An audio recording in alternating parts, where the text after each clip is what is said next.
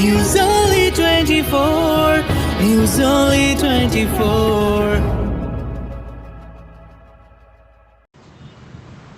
Oxford বুক স্টোরে প্রকাশিত হয়ে গেল চিত্রকূট আর্ট গ্যালারির উদ্যোগে প্রকাশ কেজরিওয়াল ও প্রভাস কেজরিওয়ালের সম্পাদনায় নতুন বই অবন গগন ঠাকুর।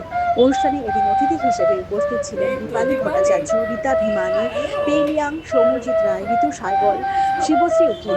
এদিন সমগ্র অনুষ্ঠানটির সঞ্চালনার দায়িত্ব সামলেছেন উমেশ মেহতা। 2022 সালে চিত্রকূট আর্ট গ্যালারিতে প্রকাশিত হয়েছিল যামিনী রায়ের রিট্রেসিং দ্য লাইন্স বইটি। এই বই শিল্পপ্রেমী ও পাঠকদের উৎসাহের জন্য জনপ্রিয়তা পেয়েছিল।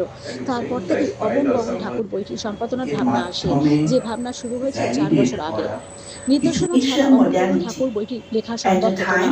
অনেক ব্যক্তি ও প্রতিষ্ঠানের অন্তর্দৃষ্টি ও উৎসাহ বিভিন্নভাবে দৃষ্টিভঙ্গি বাস্তবায়িত করতে সাহায্য করেছে। ভালো ফেমাস আর্টিস্ট আছে, ওনার নাম সবাই শুনেছে, কিন্তু ওনার কাজ সবাই দেখতে পারে না। ওনাদের এক্সিবিশন হয় না, কোনো মিউজিয়ামে ওনাদের বেশি কাজ নেই। সেজন্য আমরা এই বইটা বার করেছি, যাতে ওনাদের যে কাজ ছিল সেটা লোকেদের পাশে যাবে, লোকেরা দেখতে পাবে আর বুঝতে পারবে। অবনীন্দ্রনাথ গগনেন্দ্রনাথের উপরে বই আগে হয়েছে, তো আমাদের বইয়ের বৈশিষ্ট্য হচ্ছে যে এখানে অনেক অজানা অচেনা ছবি দেখানো হয়েছে। এই বইটা ভাবনা অনেকদিন ধরে ছিল। আগে আমরা জামিনের একটা বই ছেপেছিলাম, সেটা খুব সাকসেসফুল হয়, অনেক সেল হয়।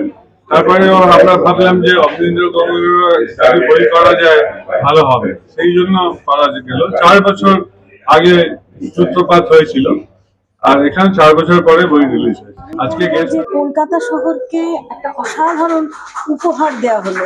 আমি একজন শিল্পী হিসেবে এবং দীর্ঘকাল সরকারি আর্ট কলেজে অধ্যাপনা করার জন্য, যেখানে অবন ঠাকুর বেঙ্গল স্কুল তৈরি করেছিলেন, মানে যার জন্ম বেঙ্গল স্কুলের ওই কলেজে ইরি হ্যাভেলের সঙ্গে একসঙ্গে।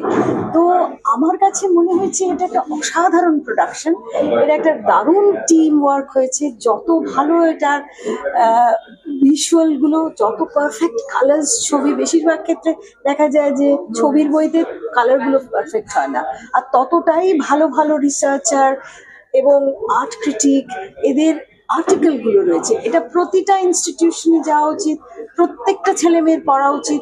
অবন ঠাকুর এবং গগন ঠাকুর এবং বেঙ্গল রেনেসন্স সম্বন্ধে যদি সম্যক জ্ঞান লাভ করতে হয়, তো এই বইটা পড়াটা একান্ত প্রয়োজন। আমি বলবো আমার সমস্ত ছাত্রছাত্রীদেরকে বই সংগ্রহ করতে, সমস্ত ইনস্টিটিউটগুলোকে সংগ্রহ করতে। আমি অত্যন্ত আমি কি বলবো, আমি ওভারওয়েলড বইটার প্রোডাকশনটা দেখে, এবং সিনসিয়ারিটি, প্রত্যেক এটার মধ্যে এতটা ইনভলভড হয়ে কাজ করেছে। এবং চিত্রকূট আর্ট গ্যালারি যারা সবসময় শিল্পকে প্রমোট করেছেন, এটা তাদের আরেকটা নতুন পদক্ষেপ বলে মনে হয়।